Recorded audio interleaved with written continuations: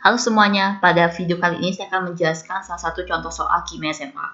Jadi soal yang saya bahas kali ini itu adalah mengenai ikatan kovalen, ya. Jadi di sini ada contoh-contohnya. Ditanya itu ada ikatan kovalen pada senyawa berikut yang tidak mengikuti kaidah oktet. Jadi kalian harus tahu kaidah oktet itu seperti apa ya. Tapi sebelum kita lanjut ke contoh soal berikut ini, saya harapkan kalian belum subscribe untuk subscribe channel ini ya, karena setiap hari kami upload video. Ada video matematika, fisika, kimia, dan biologi. Jangan lupa kalian juga nyalakan notification-nya ya. Oke, sekarang langsung saja ke contoh soalnya ya. Sekarang ini yang tidak mengikuti kaidah oktet kaitannya. Yang tidak mengikuti kaidah oktet. Jadi kaidah oktet itu, kalau kalian gambarkan struktur Lewis-nya, itu dia atom pusatnya, itu dia stabil 8 elektron. Itu yang dimaksud dengan kaidah oktet. Jadi pada beberapa senyawa itu ada yang tidak mengikuti kaidah oktet. Jadi dia stabilnya nggak 8 elektron. Bisa kurang dari 8, bisa lebih dari 8 gitu. Kalau yang kurang dari 8, dia itu belum oktet ya, sedangkan yang lebih dari 8 itu super oktet gitu ya. Nah sekarang kita gambarkan dari kelima senyawa ini yang mana yang tidak mengikuti kaidah oktet. Jadi pertama ada CH4 kan. Jadi pertama CH4, jadi saya harapkan sih kalian sudah menghafal golongan A ya. Jadi misalnya ke C itu dia berada di golongan berapa gitu ya. Karena ini dari A sampai E ini semua golongan utama gitu, nggak ada yang golongan B gitu. Kalian bisa lihat di video saya yang cara menghafal sistem periodik unsur yang golongan A, golongan utama ya. C itu dia berada di golongan 4A kan, berarti dia memiliki 4 elektron valensi. Ini kan dia. Nah, dia mengikat ada H-nya sebanyak 4. H itu kan dia cuma satu punya elektron ya, kayak gini dia. Jadi dia ngasih ke sini 1, ini ke sini 1, ke sini 1, dan ke sini 1. Jadi kita lihat C-nya sekarang. C-nya itu dia sekarang memiliki 8 elektron. Berarti CH4 itu dia mengikuti kaidah oktet gitu ya. Sekarang NH3. N itu dia itu berada di golongan 5A kan. Berarti dia memiliki 5 elektron valensi. Jadi kita buatkan titiknya 1, 2, 3, 4, 5 gitu ya. Ingat ya, kalian menggambarkan titik elektron valensinya, itu kalian bisa menggambarkan terlebih dahulu 4 di keempat sisinya. Terus kalau misalnya lebih dari 4, kalian gambarkan berpasangan dengan yang lain gitu. Jadi kalau saya gambarkan N-nya itu 1, 2, 3, 4, 5 gitu. Jadi bisa langsung ketahuan berapa PEB-nya gitu ya. Nah, ini kan NH3, jadi dia mengikat hanya sebanyak 3. Jadinya di sini hanya ada 1, sini hanya ada 1, dan sini hanya sebanyak 1.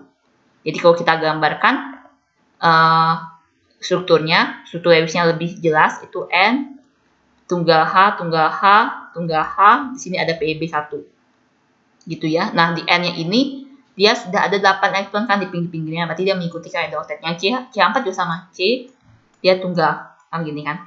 Jadi tunggal H, tunggal H, tunggal H, tunggal H. Ini dia C-nya dia tidak ada PEB, dan di NH3 dia ada PEB gitu. Tapi dia tetap sama-sama mengikuti kaidah oktet gitu ya. Sekarang yang BF3. B itu dia berada di golongan 3A kan. Berarti dia memiliki 3 elektron valensi saja. 1, 2, 3 gitu ya. Kalau kalian gambarkan, ingat kalian gambarkan dulu 4 sisi, keempatnya 1, 2, 3, 4 gitu ya, baru kalian gambarkan pasangan 5, 6, 7, 8 gitu ya. Jadi B-nya 3 ya, terus ada F-nya sebanyak 3. F itu dia berada di golongan 7A, berarti dia memiliki 7 elektron valensi kan. Jadi 1, 2, 3 gini. Dan dia kebetulan dia ngasih ke B-nya 1 elektron.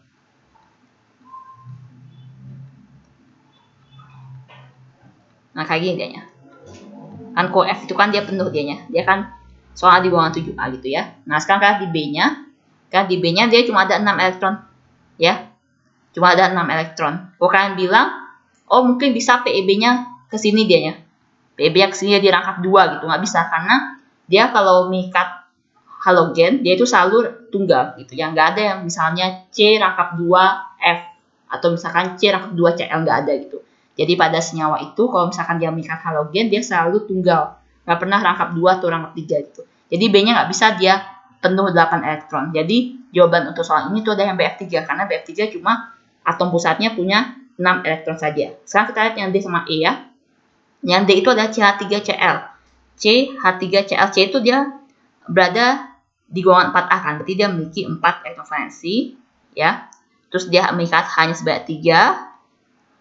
Ya, dan dia mengikat Cl sebanyak 1.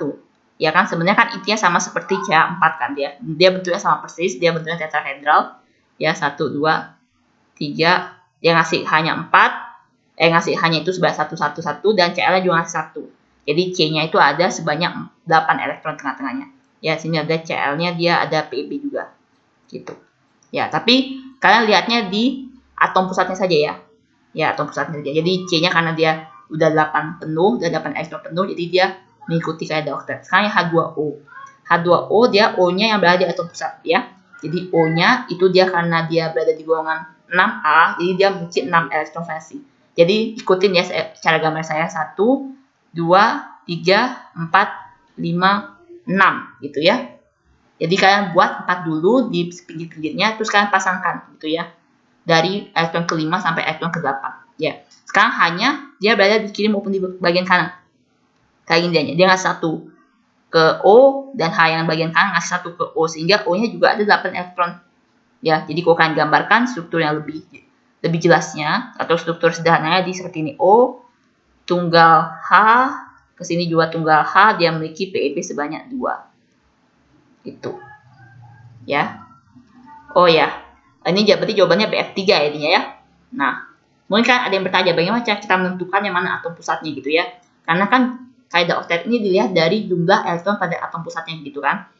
Kalau kalian lihat dari kelima senyawa ini, kan gampang melihatnya. Kalau misalkan dia H, dia itu nggak mungkin berada di tengah-tengah, karena H itu dia cuma stabil duplet saja, gitu ya. Jadi H itu selalu di pinggir, ya. F itu kan halogen dia. Halogen itu juga selalu di pinggir, nggak pernah halogen itu di tengah-tengah, kecuali kalau dia mengikat selama halogen, gitu ya. Kecuali kalau dia mengikat selama halogen, atau halogennya sebanyak 1, ada atom lain yang jumlahnya lebih banyak gitu. Dia bisa di tengah gitu. Tapi kalau dia halogennya lebih banyak daripada atom yang lainnya, dia pasti berada di pinggir gitu. Ya, nah H2O juga sama ya. H2O kan hanya nggak mungkin di tengah-tengah, jadi pasti O-nya di tengah gitu ya. Mudah-mudahan kalian mengerti tentang cara mengerjakan soal ini ya. Kalau kalian ada yang kurang mengerti atau ada yang ingin kalian tanyakan, kalian bisa komen di kolom komentar ya. Kalau kalian ada pertanyaan atau ada tugas-tugas yang kalian tidak mengerti, kalian bisa kirim soalnya ke email yang tertera di description ya. Terima kasih.